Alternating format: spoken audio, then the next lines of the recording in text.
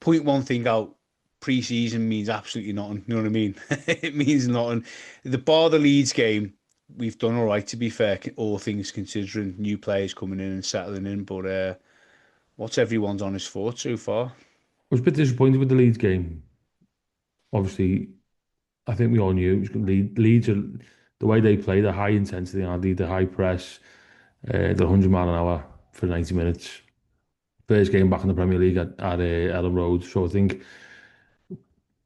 the way they played that to be expected. Um, the penalty for me, what's he supposed to do? What's he supposed to do there? How can he do anything else? And then there was one, I think there was a penalty last week, wasn't there? I think was it against Liverpool, but his arm was out, Yeah, yeah. and that was deemed a natural position. What are you meant to do? You know, and then obviously it was given, and then obviously we got beat. But I just thought we were a bit off the pace, and sometimes you need a game like that to kind of kickstart you into the season or Yeah, yeah. kickstart your performances. So I was very disappointed with Leeds. It made it worse. I was in a bar for the Leeds fans. I think I told you, didn't I? Yeah, yeah. Um, there was like a full table in front of it. It was horrible. They were all singing Leeds songs. Probably never been the game in their lives. Um, and it was just horrible. But obviously, the next two games after that, I think we've been outstanding. Rich, what are your thoughts then? First three games, or first four, if you want to include the cup game Yeah, as well. first 4 games of the season, I think we've been really, really good, haven't we? We've almost kicked on from where we finished the season last season. And I'll be honest, I had concerns bringing in so many new players, so many new faces, players leaving. Was it going to take us time to settle back in, working as a team, getting the points on the board? But we've not. We've almost just, for me, finished last season, and Everton are renowned for it, aren't we? We seem to drop back a little bit. We finish one season, we think, right, next season, well, and we don't. We seem to drop back. But this season, we don't seem to have done that. Even against Leeds, we didn't look awful against Leeds. I know we lost, but we didn't look awful. Um, so for me, yeah, really, really good. We've cracked on. And once again, like we were doing back end of last season, we were still chasing goals. We were still chasing games, even when we were winning. We're not sat back, happy to sit back anymore on a 1-0 lead. We're looking to go on and score and continue to score. Um, and once again, I think that's just down to us having a different manager. Yeah, yeah. Liam, what do you think? Echo the thoughts pretty much.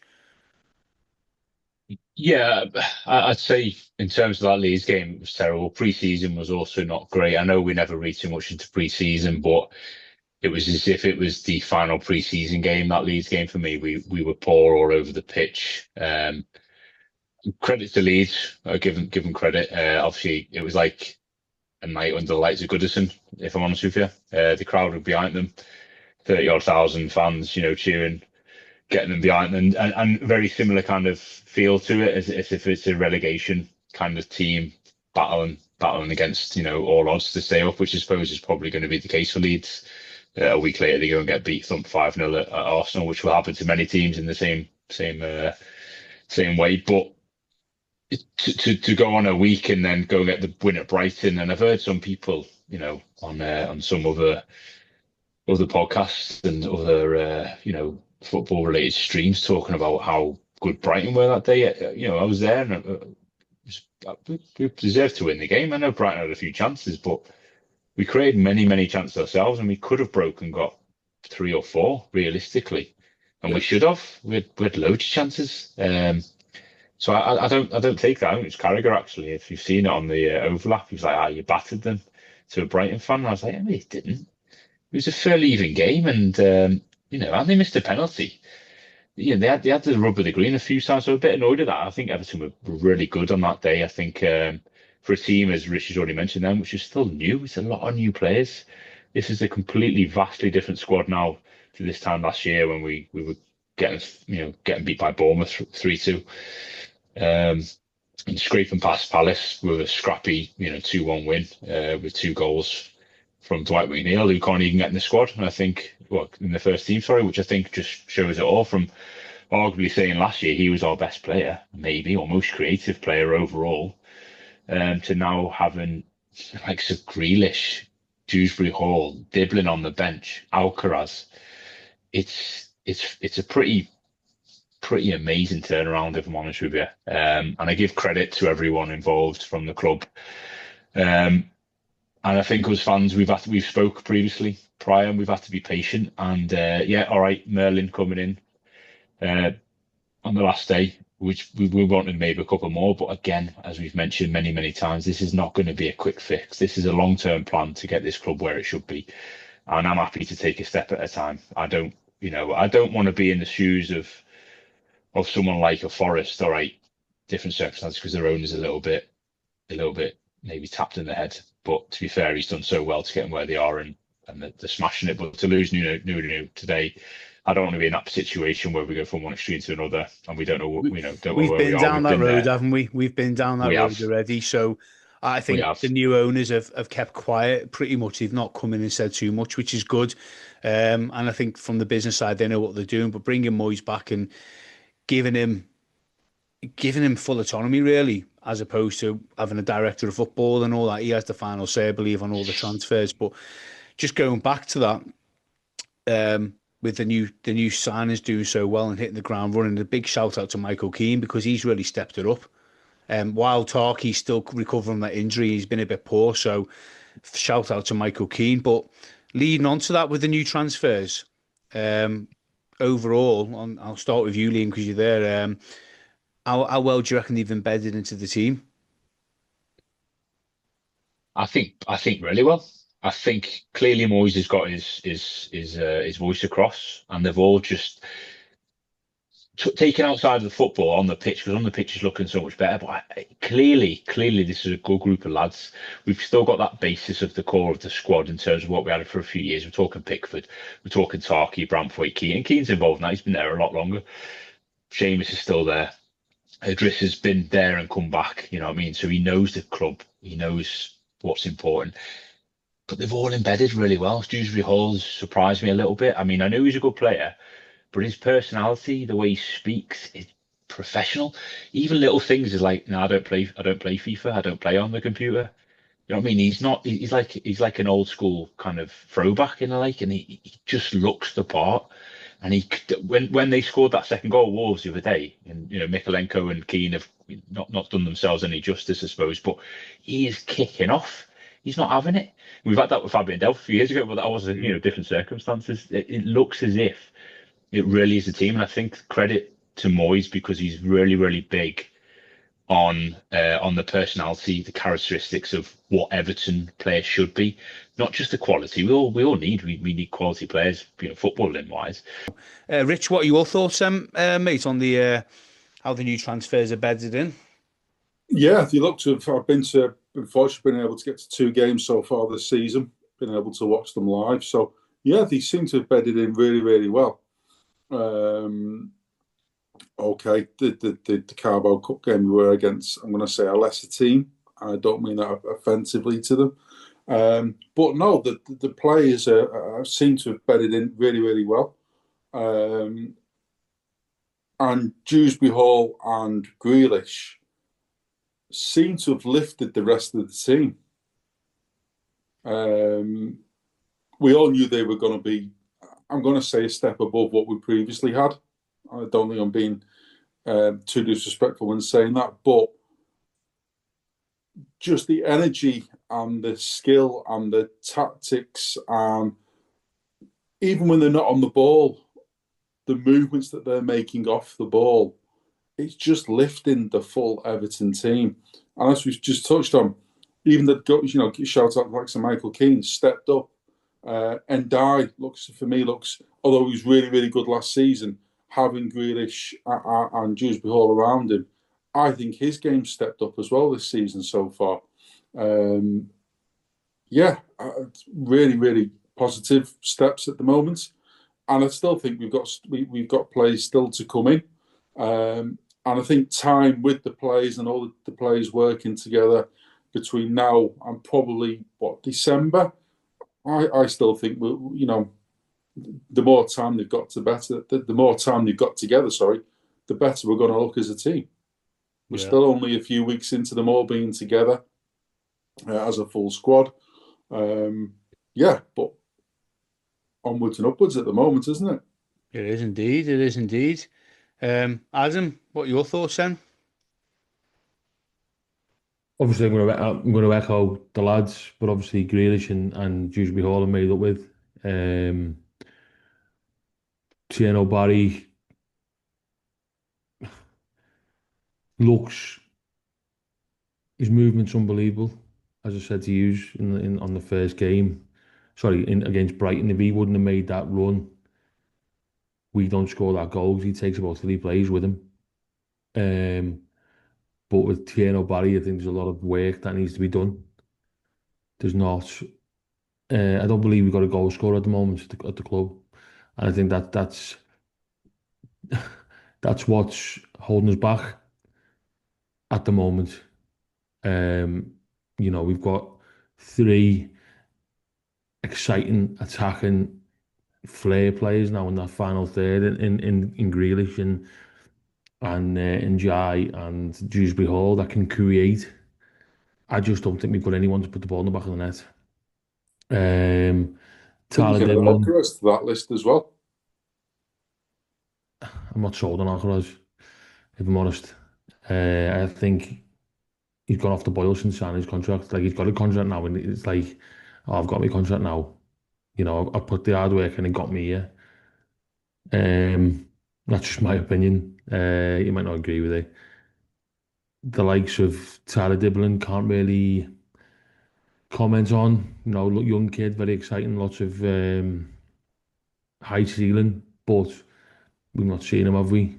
Um, who else is there? Man and roll again. Not seeing him, but there's a lot of good talk from Finch Farm saying he's been performing unbelievable, and you don't really get that type of talk in short periods of time. But again, yeah, happy with Grealish and Dewsbury Hall, but can't really comment on the rest as of yet. Yeah. Yeah, we'll have to wait and see. It's good though to see in it, competition for Yeah, places. it's exciting. It's Really good. exciting. We haven't had that for a long time, and our bench looks superb now, compared to having 2 or 3 goalkeepers on there and full of defenders or no attacking. I mean, we are a bit light up top, but I think if the likes of Beto can just get in the right positions, and then we've got the attacking players to supply him. We'll move on because I'm just buzzing about Jack Grealish, and I think everyone is. I'm just I'd going to put, throw the whole transfer kitty for next year at him. yeah, he's never been blessed with pace, but he can get past the man, and I think he's got He a good. doesn't need pace though, does he? The That's way it. the way the way he glides with that ball, he doesn't need pace. Yeah. It's effortless. And that assist for Dewsbury Hall's goal, I love that's him. an unbelievable assist. Yeah, That absolutely the superb. weight of it, obviously right in the correct the only spot that he could have put it in, and obviously the finish from Dewsbury Hall, that's just something else. Well, I'm just going to chuck some stats, and so we'll look at Jack Grealish. He's played 3 games, 4 assists. Um, his passes completed at 81%, and he's played 196 minutes, and his dribble completion, he's had 13, and it's 46%. So it's not too bad, really, considering he's only just jumped into the team. Yeah, I'll start with you then, Rich. Your thoughts on Jack Grealish? Yeah, what a difference. What a difference he has made to that Everton squad. We knew we were getting a very, very good player. We knew we were getting a player above what we already had at the team when Jack was coming. I think a few people were just a bit sceptical about whether or not he still had that, because he's not played for so long. But I think we've got the Aston Villa Jack Grealish rather than the Man City Grealish. And I think that's the difference. I think we've got a player there, 30 years of age, 29, 30 years of age, who's still thinking, well, I've still got a lot to prove in my game. In my game of football, I've still got a lot to prove. I want to get back into the England squad. And the only way I'm going to do that is to work with my team around me. And that's what he's doing for me. He's not trying to do everything by himself. He is trying to work as a team player. And the stats show it. The stats you just read out prove that. Also watching him in the Carabao Cup, the way in which he was talking to the rest of the players on the pitch, there wasn't many doing that. Being so close to the edge of the pitch, I could physically hear what he was saying. He's lit the firework, hasn't he? He has, and I think we're all positive at the moment and we're all happy, but there's going to come a point where we have that sticky patch, and that's where these players who are doing so well now are going to be tested, because the likes Jack Grealish, Jude Bellingham and Ajayi, they do track back as well. They do get stuck in and try and win that ball back. But when we go through a tough patch, that's when we can probably again have a look at this and reevaluate these players, how they are when we're going through a tough time, because that's the litmus test, really, to be honest, to see how well they're all doing. But at the moment, Jack has just hit the ground running. What are your honest thoughts then, Adam, before I get on to Liam? Because we've got like 13 minutes, so Liam might take up a chunk of that, like, so. Well, he's disappeared. Did it disappear, that? Yeah. Merlin roll. Merlin's got you. No, made up. I think it's a sign that of the stature of the likes of Hammers, in my opinion. 10 out of 10, really, from all involved. Like Rich said, I think we've got the Jack from Aston Villa back. I think he was overcoached by Pep. I just think he had that. What made him Jack pulled away from him at City, and it's a shame. But yeah, made up 10 out of 10. Yeah, he's had his shackles taken off now, and by David Moyes, and he's just do what he said it, didn't he? You know what I mean? By the way, it's nice to see him playing with a smile on his face, like he's enjoying being at Everton. And that was nice for him to say what he said when he first joined, like after he spoke to Moyes and whatnot, and that's the only club he wanted to join. And obviously we know he was in talks for a long time as well with other players and whatnot. But it's nice to see a player wanting to play for Everton. Liam, we've got 12 minutes, so I'll give you a couple of minutes before we move on to the next couple of points. Not long enough, mate. Not long enough. No, I'll keep it short and sweet. The lads have said exactly what everyone's thinking. The only thing I'll differ with, and it's not to play devil advocate or cause any kind of angst amongst this wonderful group of Evertonians, but it's for me it's a combination of Villa and City, Jack. Because one thing he didn't have at Villa was being a winner. He's now a winner. He's won a treble. There's not many people. This is one thing that makes me laugh about everyone slating him off. He didn't have a chance under Pep the last couple of years because Pep realised that this squad that he'd built over the last few years just wasn't the same. It couldn't compete, and therefore you couldn't get the best out of Jack Grealish anyway because you didn't have the players around him to give him the ball and let him run. Because all that everyone plays against City is a low block. No one is going to play a low block against Everton except Mansfield and any other lower league team, and that's what happened. That's why it was only 2-0. This is football, modern day football. The low block is a massive part of it. That's why Forest might get relegated this season under Ange, because it's just not going to work. Ange ball at Forest. They don't have the players for it. Anyway, going back to Grealish, which won't Mason plot. I think we have got a complete Jack Grealish. Someone who has the mentality, has the characteristics, has been released from his, Pep saga. But what he has done is he has learned so much more about the tactical side of the game, what's expected of a real winner. And you don't get many of them players come in their prime because he's still in his prime. And I think you will just see someone who may try too much sometimes because he wants to win. He'll pass that on. And he might get frustrated with the likes of Beto and Barry and others around because they're not to the same level. And we understand that, we see it. But I tell you what, it's just such a relief to see an attacking player just glide. He's like a fairy on the pitch. It's just tiptoeing around, taking people on multiple times. Blind passes, knowing the players on the run because they've got this, this link. Him and Dewsbury have got a link already. Him and Ajayi coming across the pitch they've got a link, and that will just grow over time. And even bring on Mikalenko, who may actually, hopefully, keep learning from Baines in the background, but also might actually learn a lot going forward in terms of how a attacking fullback should be playing when he gets the freedom to do it under Moyes, obviously. But honestly, it's been a real nice change. The final points, because it's been talked about, and I want to put it out there and get people's thoughts. This whole Rooney and Michael Owen debate. But obviously, Michael Owen's got a lot to say for himself. But I don't know if you It's can come judge from that both Rio players. podcast, hasn't it? It's come Yeah, from Rio's podcast. yeah, I seen that. But I don't know if it's you can directly compare both players, but because they were both a different style of player. But in my opinion, I think Rooney was overall a better player at the same age as Michael Owen. Michael Owen scored more goals, but Rooney played different positions. But if I was to have the choice, not because I'm biased, but Wayne Rooney was a lot better player than Michael Owen. I think I kind of get where he's coming from. I think everyone's looking at Rooney and looking at him when he was at United and the later years where he had that longevity and obviously he's Man United's all time top goal scorer. He was England's all time top goal scorer. But Michael Owen at that young age, he was unplayable. He was that good. But I think he even said himself on the podcast, don't he? You just Yeah, referred to it. 19 to 22, and that was him. He Or was 18, done. 17, 18 to Yeah, 22 when he was done. he was And he missed done. that himself, yeah. So who would you pick if you had a choice, Adam? Oh, Wayne all day. Wayne. Rich? Yeah, Wayne for me, purely based on the length of his career compared to Michael Owens.